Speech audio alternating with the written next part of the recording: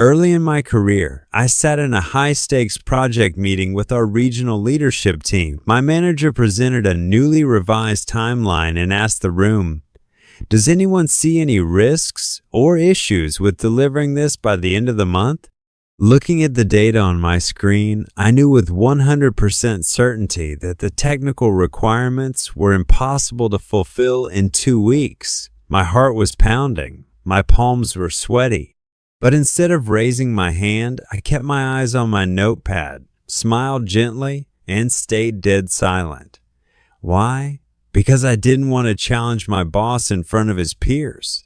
I didn't want my colleagues to think I was a troublemaker. And frankly, I was terrified of stumbling over my English while articulating a complex technical problem. Fast forward 3 weeks later, the deployment failed completely on launch day. Clients were furious. Leadership was blindsided, and our team ended up working 8-hour days to fix a crisis that could have been avoided in 30 seconds. That was the day I realized a painful truth. My desire to save face didn't protect my team, and it certainly didn't protect my career. It almost destroyed both. Welcome back to the podcast, everyone. I'm David, and today we are tackling a topic that hits deeply at the core of many professionals raised in Asian cultures. The concept of saving face, known as Chur Thay Dien in Vietnamese, Mianzi in Chinese, Che Mayon in Korean, or Kenten in Japanese. In traditional Asian societies, saving face is fundamentally about social harmony, collective honor, maintaining public dignity, and showing deference to authority.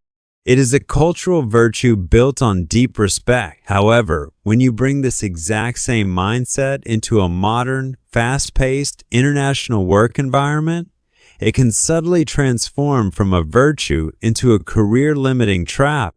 It secretly prevents talented professionals from getting promoted, earning higher salaries, or being recognized as strategic leaders. In today's episode, we're going to dissect the high context trap, examine 4 major ways saving face silently damages your progression, and most importantly, equip you with a practical diplomatic toolkit to speak up assertively without losing your authentic cultural identity.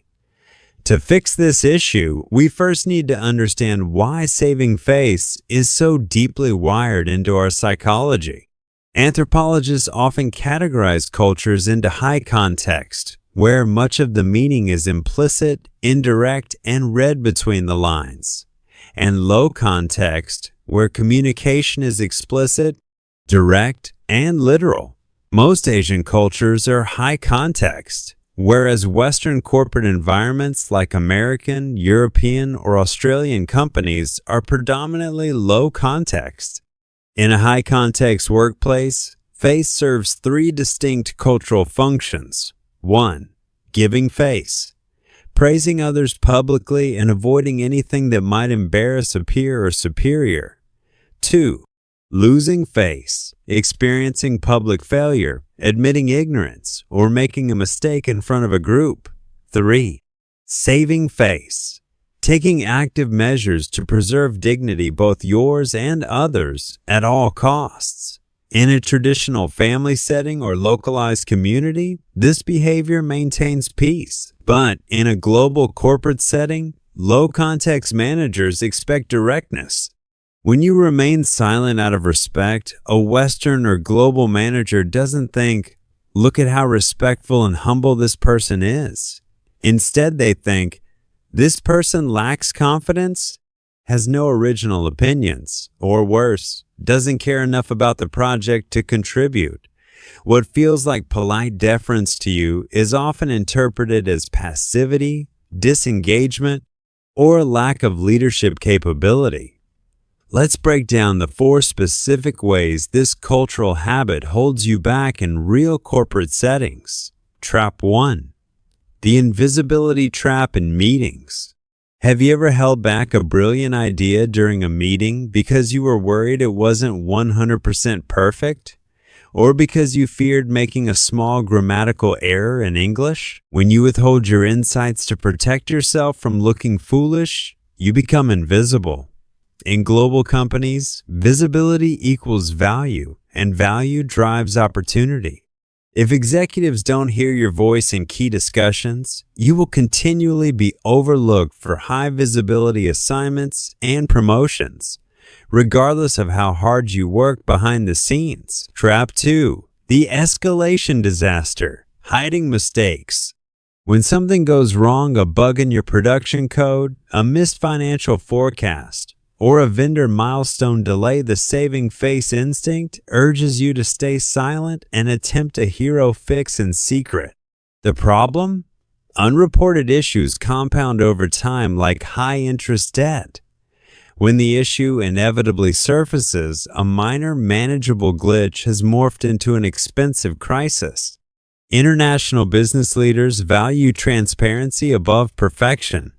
Flagging an error early demonstrates emotional maturity and accountability. Hiding it to save face destroys professional trust instantaneously. Trap 3. Avoiding constructive friction. In many Asian contexts, disagreeing with an opinion feels like a personal attack on the person holding it. Therefore, we avoid conflict to keep the peace. However, innovation requires friction. Great products, strategies, and campaigns are forged through rigorous, healthy debate. If you consistently nod along to bad proposals just to preserve harmony, you become categorized as a yes person. And yes people are rarely entrusted with executive leadership roles because leaders must be capable of making tough, critical evaluations. Trap 4. The resentment, burnout cycle. Because you want to save face, you struggle to say no when colleagues or managers drop unrealistic workloads onto your plate. You smile, accept the work, and then stay up until 2 a.m. drowning in stress.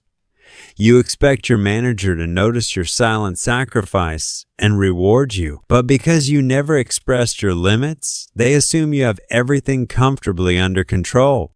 Over time, this gap between your silent effort and their perception leads to deep professional burnout and bitterness. So, how do we break out of these traps? I am not asking you to become aggressive, loud, arrogant, or disrespectful. You do not need to discard your cultural heritage or change your core personality. Instead, you simply need to expand your diplomatic toolkit in English. Here are 3 practical mindset shifts and exact phrasing frameworks you can start using this week. Step 1. Reframe asking questions as risk prevention. Shift your internal narrative. Instead of telling yourself, if I ask a question, people will think I didn't understand and I'll lose face, reframe it as, if I clarify this now, I am preventing costly mistakes for my entire team. Step 2. Use soft buffers and strategic phrasing. To disagree with a colleague or manager without making anyone lose face, master the art of diplomatic English buffers. Never say, you're wrong, or that plan won't work. Instead, try these professional phrases. When pointing out a risk, that's an interesting approach. To make sure we cover all bases, have we evaluated how this might affect our delivery schedule? When offering an alternative perspective, I see the value in that direction. Another angle we might consider to optimize our budget is, when you need to flag a mistake early, I wanted to give you an early heads up on an anomaly I noticed in the data so we can address it before it impacts our client. Step 3. Decouple your work output from your personal worth. When someone critiques your presentation, code, or strategy in a global environment, they are evaluating the deliverable, not attacking you as a human being. Treat feedback purely as objective data designed to upgrade your output. When you stop taking professional feedback personally, you lose the fear of losing face. I want to close today's discussion with a personal message. Unlearning years of cultural conditioning is difficult work. For a long time, I felt that speaking up, raising concerns, or pushing back in meetings made me look self-centered or disrespectful. But over time, I discovered that true humility isn't about remaining silent and hiding your talent in the dark. True humility is about placing the success of your team, your organization, and your shared goals above your personal fear of looking imperfect. The global workplace doesn't expect you to be flawless. It expects you to be collaborative, transparent, and courageous. You don't have to choose between your culture and your career growth. You can honor where you came from while stepping boldly into where you belong. That brings us to the end of today's episode. Now I want to hand the conversation over to you. Have you ever stayed silent at work or school just to save face? What happened, and how did you handle it? Share your story in the comments below. I read and reply to every single comment. If this episode brought you value, please tap that like button, subscribe to the podcast, and share this episode with a colleague or friend who might need this encouragement today. Thank you so much for tuning in. Keep building your confidence, keep sharing your voice, and I will see you in the next episode. Take care.